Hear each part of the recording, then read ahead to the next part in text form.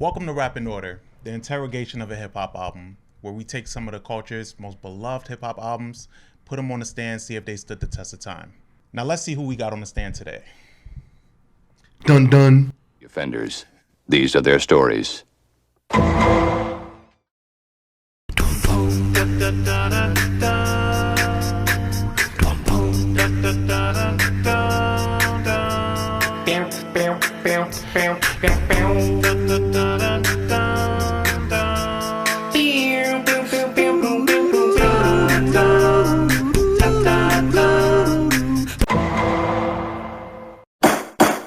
Welcome to another episode of Rap in Order. I'm First Class Regg. I'm Taurian B. We got that Aviles guy joining us. Yo. And today we're going to get into Slim Thug's debut from 2005. It's called Already Platinum. It was released under the Star Trek label with heavy backing from the Neptunes. You had some early cosigns from Hove for this album. Some of his label mates from the label that I think he was starting up at the time called Boys in Blue, which that name didn't age very well. But this album came out in the height of the Swisher House run, right? Because you had Paul Wall, you had Mike Jones, Chamillionaire. Chamillionaire. Zero. Yeah. Lil Flip. Mm-hmm. A lot of obviously UGK would have pioneered to that shit. Mm-hmm. Scarface, Ghetto Boys. Lil Kiki. In the 90s, Mike Jones. You said Mike Jones? I'm sorry. I just want to acknowledge. Yeah, but in the 90s they had, that sound had its surgeons, but like in the early 2000s rather, it kind of had this resurgence, and everybody was up on Swisher House at the time, at least from my point of view, that they had this crazy run. Paul Wall was everywhere, and I think Slim Thug came toward the tail end of that run with this album, but he was on a really good run too. Well, that was also the beginning of the South completely taking over within that time. In 05? And yeah. Okay. That was like the beginning of it, I feel like. Well, I guess you can say that in a different way though. Like for this sound at least, I would say. But would you say like for in general for the South? I think because the ringtone rap era opened the doors really for the South to take over as crazy as it did, because I think at the time, like the South was really coming out with, it was more of a catchier bop, chorus wise, I feel, and that's what generally went along with the ringtones. Like people wanted to have the ringtone on their phone, and that's why I feel like a lot of songs ended up blowing up even crazier. Like, and we're also thinking of the era that's what 2 years after Soulja Boy. Soulja Boy 2007. Soulja Boy was 2007. It's 2007. So it's like right before that when he's taking all these songs. Like that's why I remembered is we're downloading all these songs, and that's when Soulja Boy had named his song over and over again. Different songs on LimeWire. Mm-hmm. And so when you download it, you think you were downloading like a Slim Thug song, and it turned out to be the Crank That by Soulja Boy. Yeah, and for Slim Thug, he had a really interesting buzz around him because he was heavily bootlegged around the time that he was originally supposed to drop, and then they had to push his album and like redo some tracks. I believe a track that was supposed to drop was the joint with him and Hove. Yeah. I ain't heard of that, and because it got bootlegged, the one that we ended up with didn't have a verse from Hove. Didn't even have him on the chorus like it originally had, and they just had to remake it. But then also, he was on the Beyonce record around this time. He was dating LaToya Luckett, who was part of Destiny's Child. So like, his buzz was just all over the place. But what for the album? How do we feel about it? Listening to this album was kind of nostalgic, but also a little bit difficult because it sounds like two separate albums. Mm-hmm. Because you have like the main production that he has from, what's the producer's name? Little what? Mr. Lee, no? Oh, there you go, Mr. Lee. Yeah. So he had the main production from Mr. Lee, and then he had production from the Neptunes and Jazzy Faye. Yeah. So the production from the Neptunes is a stark difference than the production that he has from the other producers who are more. It's crazy because the Neptunes are from Virginia, which is the South, but these other producers are further south, Texas, Atlanta, right? And then he has one produced track from Sha Money XL, which I actually really like, and it's a leftover. If you listen to it, it's actually it's kind of based off of Hustler's Ambition from 50 Cent's soundtrack on Get Rich or Die Trying. So you hearing the album and you just like, if he could have, what I personally think he should have did is he put out the commercial album totally produced by the Neptunes, and then put out a mixtape produced by Mr. Lee. Yeah, and I think it would have got him more promotion and would have made a huge difference, because it just ruined things and it wasn't as polished. And when you're listening to it, you're like, damn, like who A&R'd this project? Like, so that was like the difficulty for me in listening to it. Is damn. Oh, and then also another problem. All his songs he starts out with, they call me Slim Thug or the Boss Hog from the North. Like, I get tired of that shit.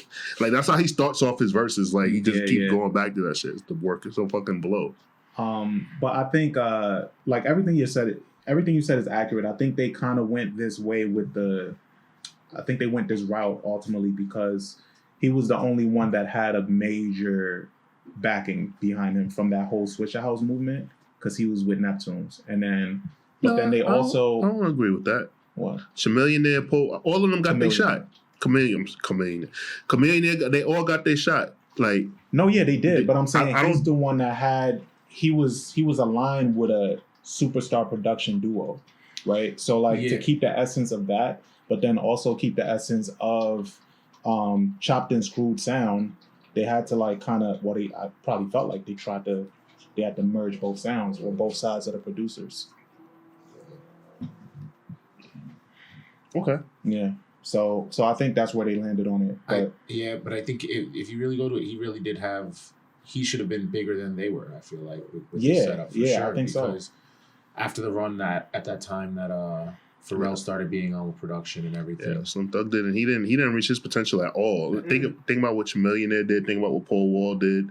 Think about obviously what Mike Jones did. Like he had the best promo of any artist that I've ever seen ever with giving out his phone number. They don't have Beyonce tracks too. Mm-hmm. I mean, okay, he's featured on the song with Beyonce, but I guarantee you, like, matter of fact, Reg, we went to the tour. We saw that. We saw it in firsthand. Remember we went to it was Mike Jones, Paul Wall. Remember we went to that show? Oh yeah. And my friend Lindsay got drunk and tried to fight me. Remember? Was that Red Bull? I don't know what it was, but I remember. It was a Red Bull event. Nah, bro. And Mike Jones is that boy. Yeah, Mike Jones is that nigga. I love Mike Jones, man. He's one of the originators, but like of this movement. Mm-hmm. But for the album itself, I just think that you're right. I mean, he didn't reach his full potential, and he had a long ways to go that I think he just didn't follow through on. Yeah, he wasn't that lyrically skilled. Yeah. But then when you go back, and the reason why I even wanted to revisit this album was because the Nego album came out, and the track opens with two MCs that we really enjoy today, which is A$AP Rocky and Tyler rapping over two Slim Thug beats. And I thought it was interesting that they used those beats because A$AP, he really identifies with the Houston sound. Mm-hmm. So he picked a Houston beat to rap over. And then Tyler picked a Neptune's beat to rap over. And they both are influenced by those two sides. And I love that they all tie to Slim Thug because this album is divided in that way. Yeah. Man. Mm-hmm. But to get into the album itself, it kicks off with the intro, which is produced by Mr. Lee. It's a nice build-up. Confidence is there. One of the things that Slim Thug has always talked about in the beginning of his career was about like how successful he was before this rap shit even took off in him. And I think Pharrell backed him on that. Like, yo, he was a millionaire before I even I even met him. But see, that's the thing. That was already like Jeezy's claim to fame, is that L.A. Reid had to call him and tell him to cash a check because he didn't cash the check that L.A. Reid gave him, and he pulled up to the Def Jam offices in the Lambo. Like, I think that him naming the album Already Platinum was stupid in the first place. Yeah. Like he gave the explanation saying like, no, I was living the lifestyle of a platinum rapper. Then say that. You should name the album I Lived the Lifestyle of a Platinum Rapper, not Already Platinum, because it was facetious. Is that the word? Am I using it right? Yeah, thank you. That don't sound as cool as Already Platinum. Already Platinum, that shit is cool. He should have named it Platinum Lifestyle something. I think Already Platinum was a cool name because I think it spoke to what he was trying to sell. Like he was trying to sell the lifestyle of being this person that didn't need the rap life, you know, which a lot of rappers do.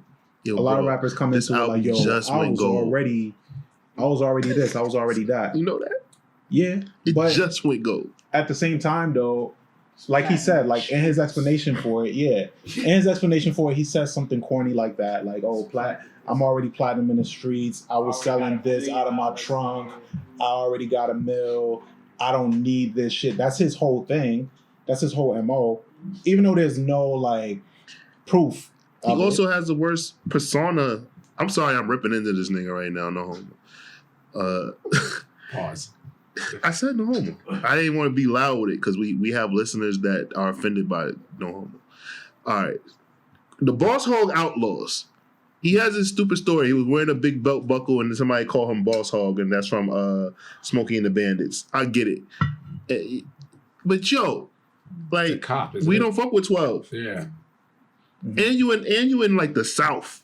Yep. And he really ran with that big ball. Like he had like a chain, that was like a police badge and all of that. He really ran with that shit. Yeah, he did. And Like his crew that he was trying to put on was called Boys in Blue. Yeah.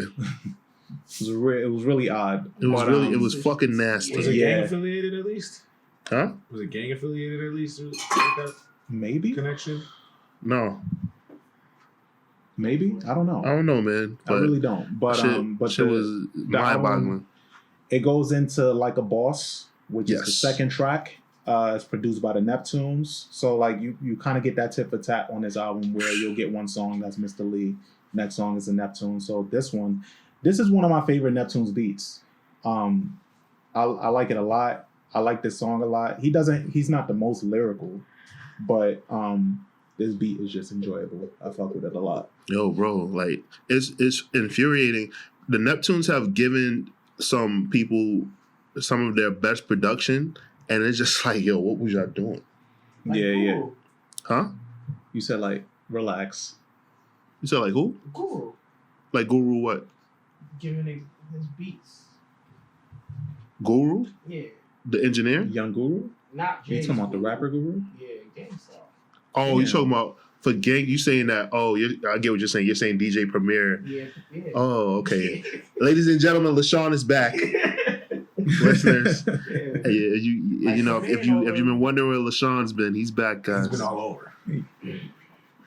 But Class seat. first class seat as he calls himself. Yeah, like it just is. You hear it and you just get really frustrated. Like, yo, like Pharrell really believed in this dude. Yeah, he did. But it follows. That song is followed up by Three Kings. Three Kings features Bun B and T.I. Another amazing fucking beat. That Lil Jon sample. This was one of the songs that got bootlegged too, right? Yeah, but course they it kept did. it on the album. Yeah. Man, there was nothing Yeah, they could do. they could not put this on. The album. This was my introduction to Slim Thug. I heard this and like at this time I was like a huge T.I. fan. Like you couldn't tell me shit Same. about T.I. Like Same. T.I. was that dude. He ran up on Little Flip. Like, you know, he had just made bail, got out of jail, came straight to Birthday Bash. Birthday Bash in Atlanta is basically, is Summer Jam in Atlanta. And Yeah. T.I. was turning the city upside down. So the fact that like he was on this, and I will honestly say he absolutely had the best verse. 04, On the song. yeah, he did. 04 T.I. to 06 was an amazing run for T.I. The King album came out in 06, I believe, but amazing run. This was a great song. Yeah. I'm obsessed with this fucking beat, and I love that that Rocky picked this beat to go over. This beat is dope. And I think it was also dope that at this time, like this was like I don't know. I guess like obviously Bun B wasn't like the MVP of this year, but this was when Bun B was going on his feature run. Mm-hmm. And it was like the predecessor to like, remember like when 2 Chainz went on that feature run? Yeah, And then like, Wayne went on a crazy feature run. Yeah. Like Bun B at one point, like he was going on a feature run that was fucking magnificent. Or like remember when Cole went on that feature run, right? Yeah. Like it Cole's like still Bun on B his went feature on a run. feature Yeah, run he that is. was magnificent. Like he I think was Bun B? No, that wasn't Bun B. I was thinking about Round Here, Memphis Bleak. That was T.I. and who else? Trick Daddy. Trick Daddy. Okay. Yeah. Damn. Round Here's my shit. Yeah. But yeah. So this kicks off, or this goes into rather, Diamonds. Diamonds gives us like our first throw fill on the album. This one is produced by Mr. Lee. Now, who other than Slim Thugger? Who other than Slim Thugger? And it samples a Pimp C song called Top Notch Hoes. Yeah. How we feel about this one? I mean, all due respect to Mr. Lee. Mm-hmm. It's cool. Like, it's a good song. I like it. I don't think it should have came after. That's another thing. My issue with this album is some of the placements. I wish they weren't so tit for tat. I wish it was kind of, if they had to, which I understand why they did it, because it's two different sides. If they had to do it the way that they did, they should have just split the production better. Of like top half Mr. Lee, bottom half Neptunes. I don't know. Like a double disc. Kind of. But like he should have it's did 12 the album part mixtape. part two. Yeah, he should have did that. yeah. So because it's 16 songs. You see what they doing? So maybe 8 and 8, you know? You see what they did with Pop Smoke? The mixtape was drill, and then they put the album out, and it was more polished and not drill. People were upset, but it made sense. Yeah. And like, well, obviously Pop passed, so what they're doing with Fabio now, it seems like, I don't. Does Fabio even have a proper mixtape? I could be wrong. I know I've heard his singles. Okay, like I feel like Fabio did that as well. Like he put out drill records on the quote unquote Chitlin circuit, right? Mm-hmm. And then his album is like this stadium status sounding album. I just think with Slim Thug they should have did that. It would have made a huge difference. I think so too. But that's with hindsight, right? Yeah, Yeah. hindsight's 2020. Yep. So that takes us into Boys in Blue. Boys in Blue is produced by Mr. Lee, and it features Chris Ward, Sir Daly, and Killer Kyleon. Killian. Killian? Okay. Yeah, I don't really like this song that much. The title, the subject, I don't need it. I don't need it. And every rapper does this that has a crew with their first album. But yeah, so I don't. This is not a song that I'm a big fan of. Like I said, like I really did like Slim Thug back then. It's just the things that like he chose to align himself with outside of the music is what kind of tainted his image, I think, to the public ultimately. Yeah, I didn't really understand this whole persona, to be honest. Yeah. Like it was a boss in the way that it didn't seem very in a way he didn't make it seem very attractive. Yeah. And then this whole Boys in Blue shit was not entertaining. No. In any capacity. See, I feel like that, and that's also a problem. I feel like he's just all like, yo, you could have been so great. It's hard to re-listen to this now. Like now that we're going through it, I'm like, okay, I remember this track. I know this track. I know this track. I'm like, I'm just not impressed by him so far. Besides, the Like a Boss, really. And well, Three Kings was good, but it's not him who impressed me. I don't think without the Neptunes, I would have been interested in Slim Thug as a lone artist. No, I don't think so. They definitely helped his profile a lot. But that'll take us into I Ain't Heard of That, which is produced by the Neptunes, back on board. Like I said earlier, Fucking disappointment. What, this song? Yeah, because we heard Jay-Z's version. Yeah, young and is button up, but I'm still cutting up. That's and remember, we thought like we weren't gonna hear him no more. Yeah, he was like, since I retired, I tried to acquire the Nets. That was like his whole run of like not rapping, trying to get in his executive mode, and he put out this freestyle to this beat.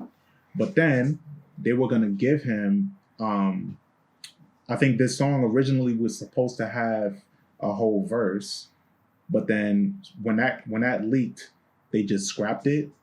It was a lot of confusion around this song because the video version of this song has Pharrell doing the chorus. But on the album version, it has Slim Thug doing the chorus. I think Pharrell came up with the I think we know Pharrell came up with the hook already. Yeah. And he just had them do different ones, and probably Jay was like, "Yo, I got you. I'll do something for you later, but you can't clear this shit. This nigga sucks." Oh, He was like, I'm gonna go do a song with Jeezy. Yeah.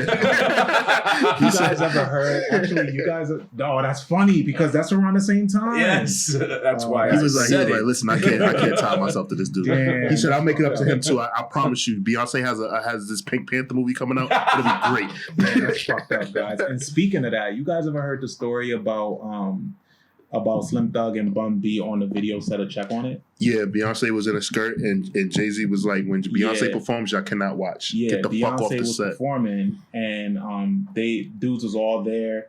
Bun B told the story on a podcast, but they was all there. They was just watching her do her set because she has like a bunch of different choreography moments in the video. Yeah. And they were all watching her do her shit. And I guess Hov like called to see how it was going.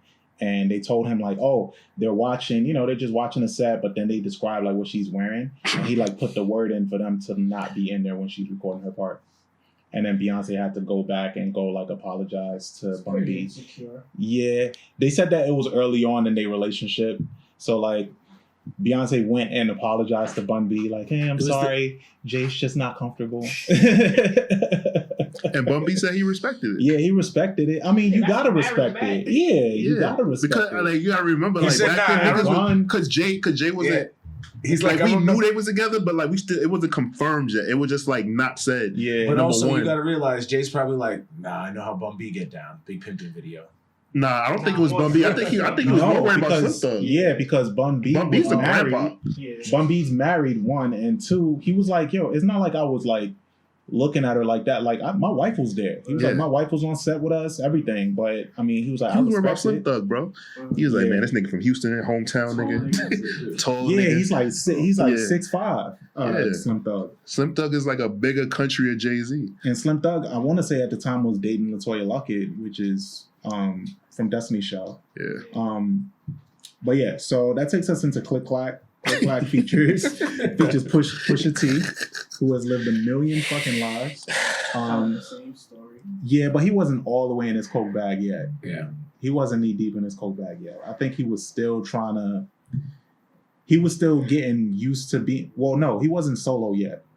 No, he wasn't solo. This was just like a cool This feature. was just a feature for At him. this time, And that makes sense because Pharrell probably produced this, right?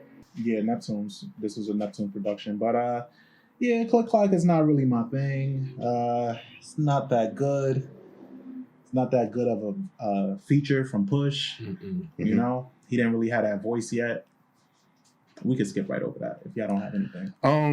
all I can say is it just made me think about how good the roster was that Star Trek had. Oh yeah. Like they just like they had their hand at the picking. Like I feel that Pharrell really did try to like get into the music business as far as like an executive, and he realized that it fucking sucked and he just wanted to be a music man. Yeah, I think I agree. I think at that time, a lot of the artists that we loved and respected wanted to give that executive thing a try. Because they a saw lot of them Jay did. and Diddy doing it so well. At it. Yeah, Hov, I want to say wasn't he president of Def Jam at this time? Yeah, he was. Yeah, Yeah, so fresh like, into it. Yeah, a lot of them were giving it a run, and some of them were successful and some weren't. But Hov was just at the top of it, and being the trendsetter that he is, like once he does something, a lot of people tend to follow suit or try to give it a shot.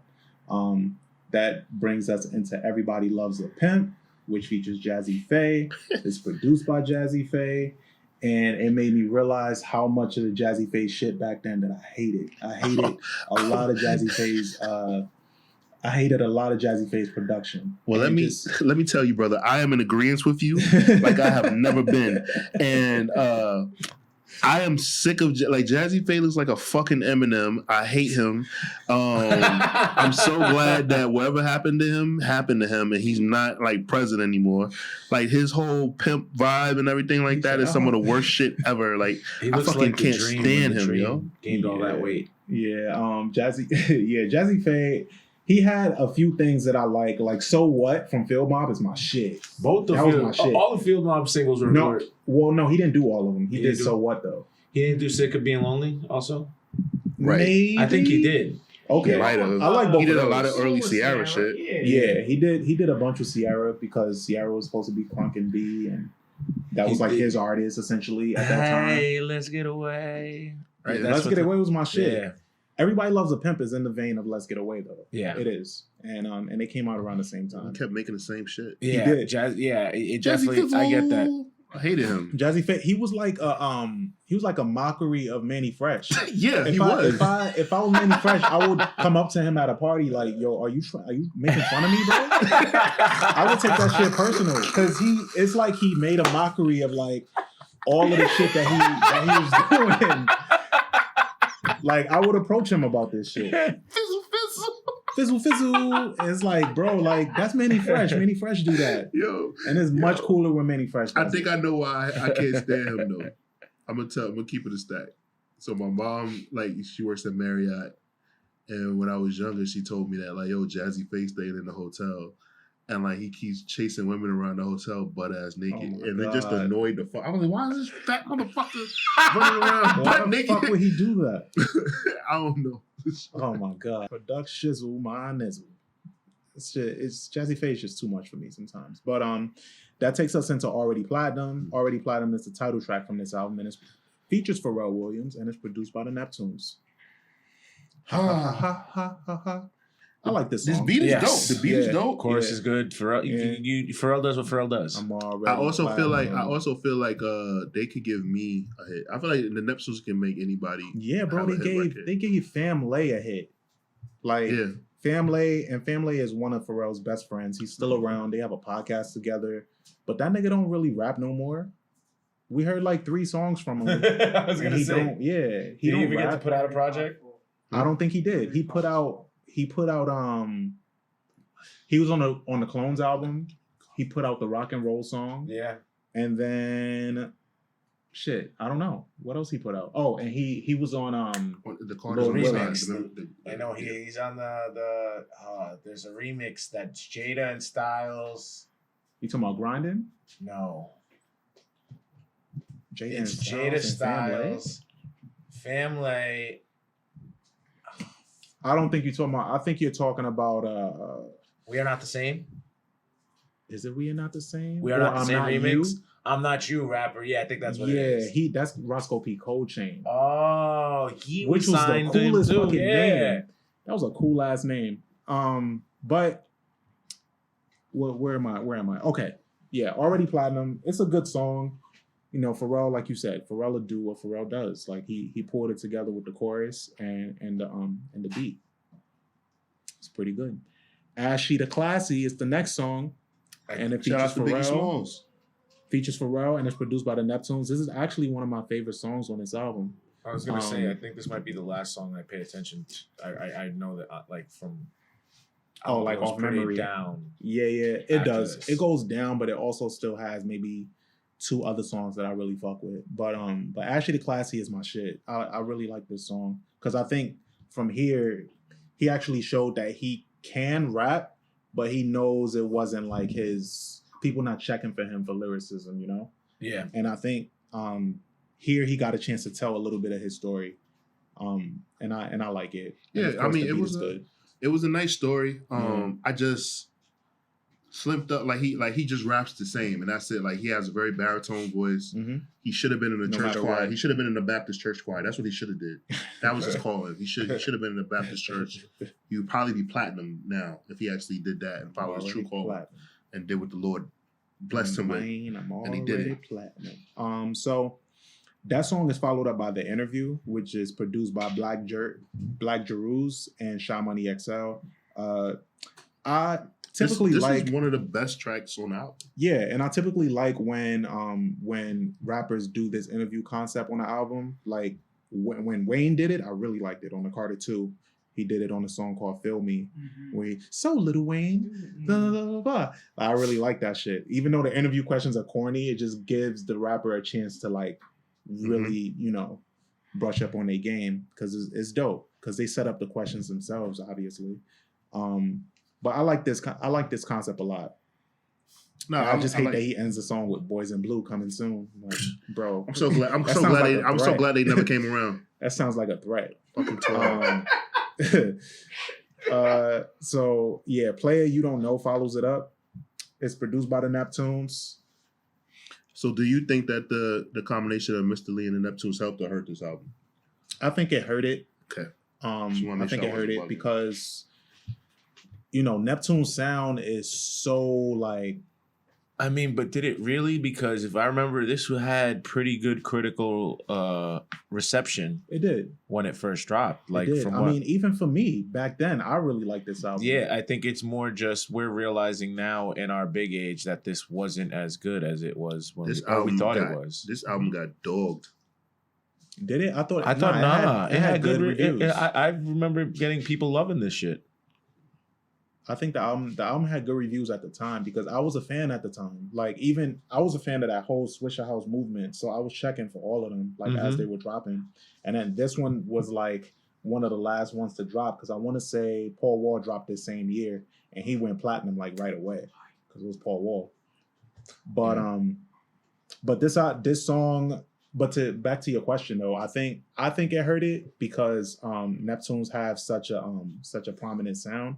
And the tracks that they did stand out so much that like Mr. Lee's production kind of gets secondhand. Like it gets. I don't think nobody even. I'll be honest with you. Like I think if I went up to a casual fan, right, but that knew what was going on at that time, I don't think that you'd be like, yo, remember Slim Thug? I don't think they remember what the fuck he did.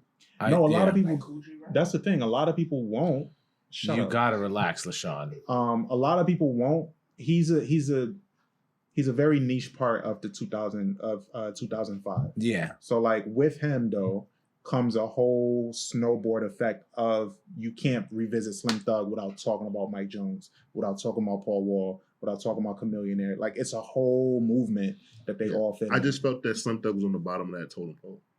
I think so too. I mean, success-wise, for sure, he was. Success-wise, musically, yeah, musically and success-wise. Well, isn't he like some big? No, I'm talking about music. I'm not talking about his real estate. Just music. Music-wise, he was. I mean, because at the top of that was Mike Jones. Mike Jones movement was crazy. Mike Jones movement, and I would say Chameleonaire. Yeah, Chameleonaire was up there too. I think he. No, he definitely was. I think. I think he was definitely up there because the success of Riding Dirty, like he had huge commercial success. Wasn't the last time we've heard him with the marathon?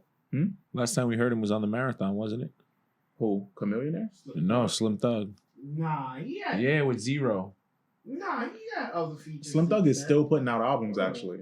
He just put something out recently. Yeah, he hasn't stopped putting out music. Yeah, he's still putting out fucking like annoying. But. You know what's funny? He put out something in 2018, rapping over.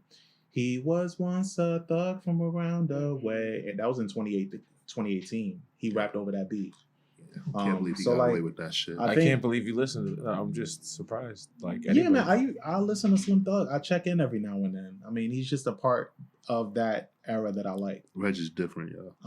Regg is that toxic ex will pop up on you like 10 years later on your Instagram, just be like, hey, just checking in. There's nothing wrong with that. You might actually just be worried, you know. You want to check in sometimes. Whoa, Regg. But Play It You Don't Know is an okay song.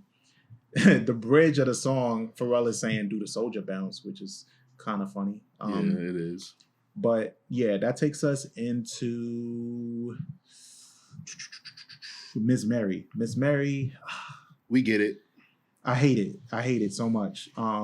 It's just so taboo for a rapper to have a song like this that's talking about one thing on the surface, but it's really just about weed. It's produced by Cool and Dre.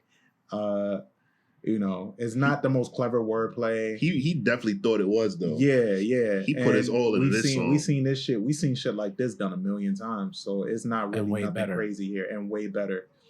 Everybody's been chasing that "I used to love her" concept and just like making it just. Whatever. What's your favorite one? Like your favorite.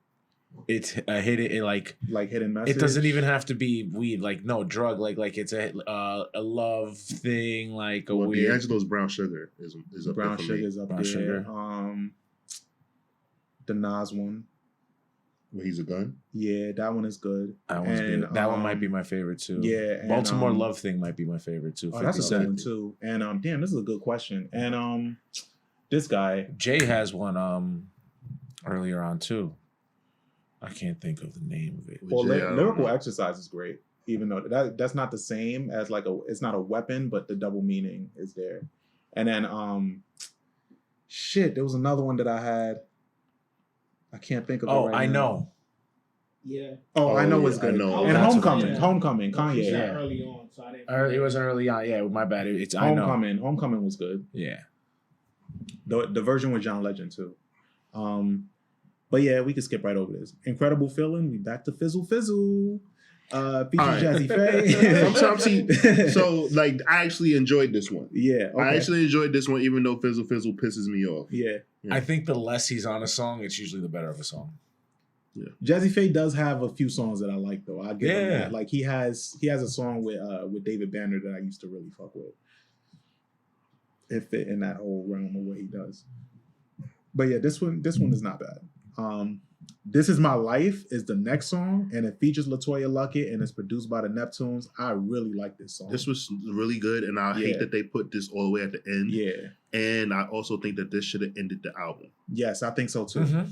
I think so too. This album's too long. This song is so good though. This is one of my top 3 songs on this album. I give it that. And then It might be my 5th, 6th favorite. yeah, I think this is top 3 for me because I think along with Like a Boss, 3 Kings, so 4. 3 Kings, Like a Boss, Ashy the Classy, and then this. Okay. Yeah. But the album ends off with Dedicate. I get it. Yeah. I get it. It was dedicated to one of his fallen friends. Mm-hmm. And that was great. And Sleep Dog. That's his name. Rest in peace to him. It wasn't for me, man. This wasn't for me though. I do get when rappers have to make this. I have way better versions of this. Like Wayne making I Miss My Dog. That's it. No, I Miss My Dogs is that's talking. my shit. They're not dead. Wait. I Miss My Dogs is about Cash Money.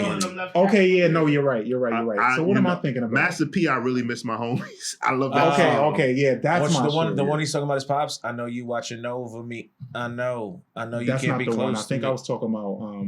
I think I was talking about that one. Master P's, I miss. I really miss my. Yeah, that's what I was talking about. Yeah, he remixed.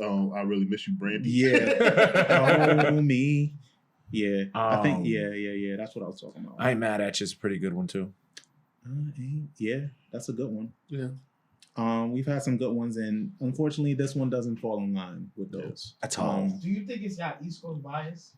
About what? Interferes with. No, not at all. No, we just mentioned the West Coast song. No, I'm talking about. No, he's talking about overall. No, it's How we feel with what? Zero has albums that I absolutely love.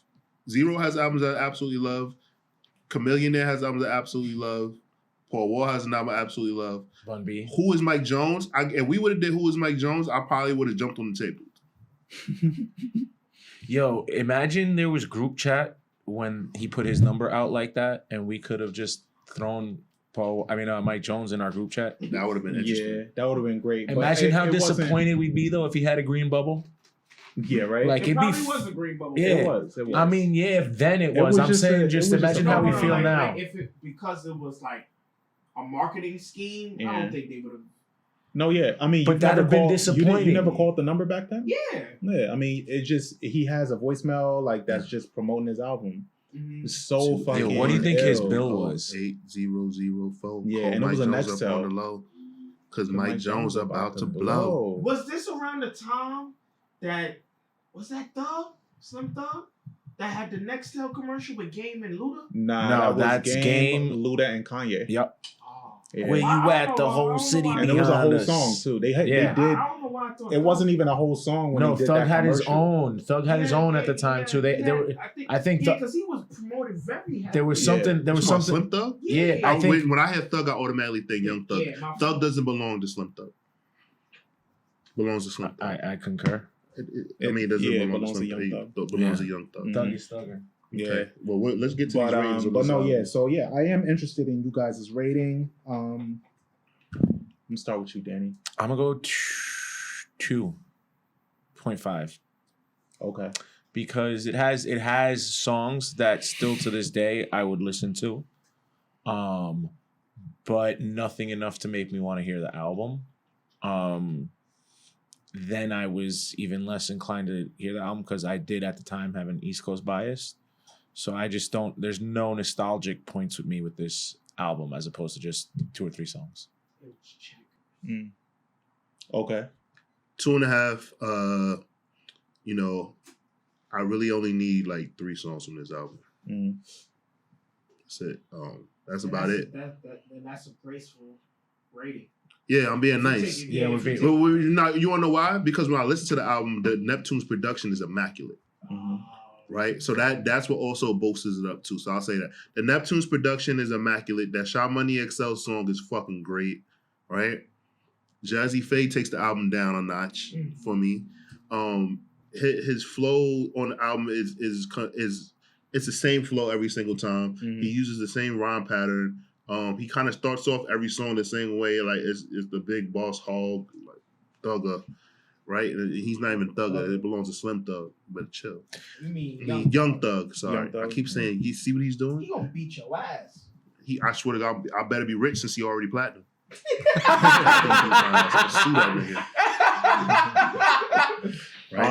Well, for me, I give this album a 3.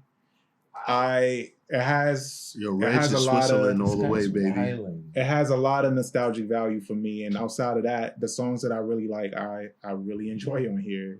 I can't hold you, and I think Pharrell and the Neptunes, Pharrell and Chad, I think they really like brought out.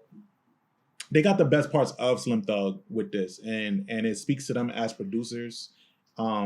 And for me, I just love the movement of Swisher House and how this fits in the mold of that.